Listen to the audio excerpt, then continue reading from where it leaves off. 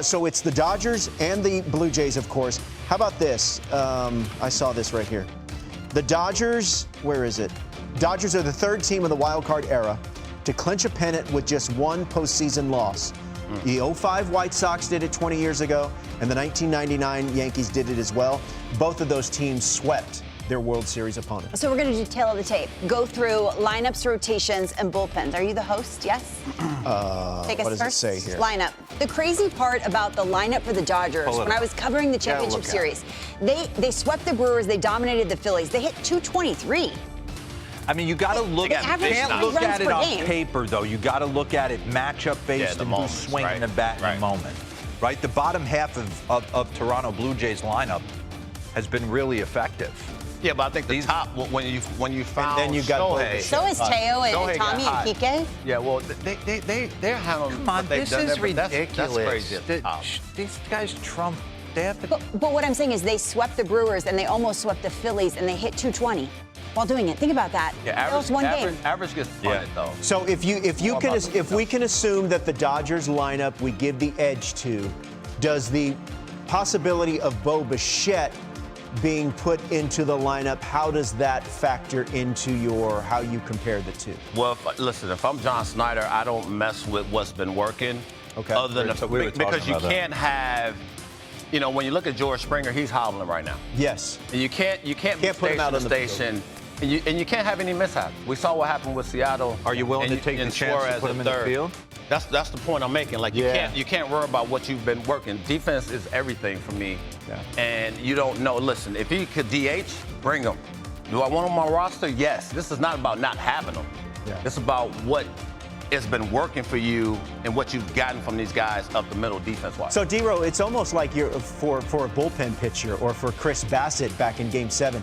Find the lane. Maybe that's the route they go with Bo Bichette if they don't put him out in the field, right? Imagine deploying him off the bench against a lefty. Yeah. That'll keep Dave Roberts. Vesia, right? He matches up really good. I know it's induced vertical break at the top of the zone, but I like Bo Bichette's chances in that matchup. We haven't seen much of the bullpen for the Dodgers. Let's show you the rotation side by side, and it has been just a masterclass. It's 4 aces on the left. It just is.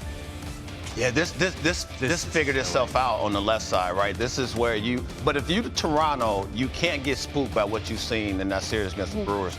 This right here is a makeshift, but I think it's one of those ones when you look at the Jays, it's been working. They understand. Shane Bieber, I watched him the other night. He can't nibble. He has to go after guys. He has to be his best version of what we've seen from him. Yeah. He's healthy. Scherzer, that is what they need to lean on, the experience of him and what he's done. Remember J.P. Morosi, D-Row, talking about Chris Bassett. So crazy. I see these names, and it's like Cy Young, one, biggest story in the game, going in postseason. And you're still going with it. Right. Right now, in this moment, back in 5 years ago in the moment, Max, when Shane were at the top of the food chain, this is unhittable. He's been unhittable. He only has to be unhittable for 5. Yoshinobu Yamamoto. He's a unicorn. When he went 4 compared to when he went 9, what was the difference? Who's that? Yamamoto. When he went 4 against the Phillies and they scored, 5 or 6 off of him, whatever it was. Yeah, I think he's a big command guy for me with Yamamoto. He likes to deploy all his pitches and empty the bucket early because he doesn't know what he's going to need to put you away with late. So I think it's more command-based. But you could say that about everybody. The bottom line is I want to see these arms against Toronto. I want to see the game plan and the quality of at bat. Because Blake Snell, he's had clunkers before. Don't kid yourself. They beat them. They're able to beat Blake game 1 and hand the ball to, and we don't know who they're starting yet, hand the ball and get a lead there.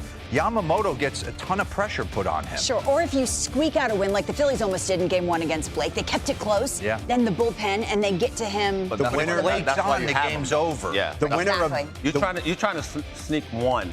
And he's the right one with Snell in Toronto. Where I find it hard to believe if Gausman can get through the Dodgers lineup like scot-free. Like somebody might click him, Well, that's fine. Let it be a solo. Exactly. Right. You can't be having 3-run homers The Dodgers rotation has an ERA of 1.4 this postseason. That's in 10 games. That's on pace to be the lowest in a single postseason all time. Okay, let's talk about the bullpen. This is optimal bullpen for both the Blue Jays. We know that they had their issues throughout the season, but they got the biggest outs. Don't get caught up in Go 4 down. Right. Yeah, Just hand the when in ball to doubt, him. Louis Varland. But I want people at home to understand, don't get caught up in kind of the name popping out at you. It's the lane they're going to pitch in, it's the shapes, it's the quality of the stuff, right? Well, you know, be able to come in and get outs. You're right, because when we saw Chris Bassett the other night, He looked great. he looked outstanding, and it's based on the lane that he put him in, and also when we have all these high leverage arms, then you're flipping up curveballs. You're throwing something totally against the grain of what we typically see from these Good bullpens. point. And I like how he threw them out there and got those big 3 outs. I'll be honest with you, there's one name that just flashes at me.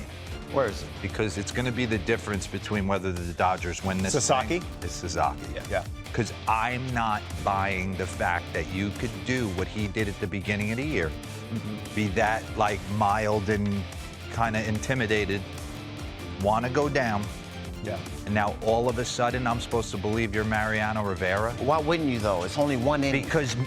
Because in here, and in here, I got to believe that there's still doubt. So if I'm the Blue Jays, I got to capitalize on the fact that at some point the moment's going to get He'll big. break, right? And if he goes through this World Series, and he does dominate, then it's real.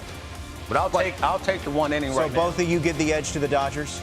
I'm not giving them the edge, though. Okay. No, I'm still Maybe a push. A push. But Okay. this Toronto Blue Jays bullpen, they can handle their business. Like I don't think Snyder is worried about going out there and bringing these guys in a situation that he has to go out. And I just like the fact that you have a Chris Bassett sitting down at the bottom absolutely. going, I can throw him. I can use him in a lot of ways. I was on the phone with Mac during that game. Me and Brian McCann are talking, and Bassett goes through the 8th. Yeah. He goes, well, let's bring him back out for the 9th. Let's go. He looks awesome. Yeah. That's a great Yeah, point. that's right. in game. Hoffman did strike out the side in the ninth. yeah. He looked great. Real quick, managers. Obviously, Dave Roberts is going to have the edge. I mean, there it is. Resume, Done that. experience. Dave's going to Hall of Fame. But you know what? And Lauren, we were talking about this. John Schneider, he's pushed the right buttons He really in some has. big key moments. Yeah. He has that team together. What I like about him, he rubs some people wrong way. You like that. I like that. Yeah. I like having a little He's a bit of Jersey boy. And I think Not it's everybody. interesting, Boy. and it's easy to say, well, Dave Roberts has the most talent. You have to manage the personalities, right? Remember, we talked to him in spring. Everyone wants to be told they're pretty, right? They're a bunch of super duper stars, and he has them playing together. No, also he has this calm demeanor. Like I watched him throughout the whole game. They have the camera on him a ton. That's because his starters are going 9. No, well, you're watching Dave. You're watching him. He's sitting back with his glasses on, Right, chilling. right. Snyder is actually fight. chilling. And he had a great, in-game conversation today about, hey, listen, we have to wait this out. Certain dudes are going to, give it to you first through 5 innings. Wait it out, but at some point we're gonna come out on top. I just like his calm demeanor. Yeah. As far as just understanding the big moment can't be too big for him. And I love the fact that who John Schneider surrounds himself with. Don Mattingly. Yeah. He's managed, been there, done that. Pete Walker. I played in Toronto. I can make the argument he's the best pitching coach I've ever been around. Like, he is phenomenal. DeMarlo Hale. Solid. He should be managing a team somewhere. Yeah. So, like, he has surrounded himself Good point. with A-listers. Love that. All right, well, we'll see how it plays out beginning on Friday, game 1.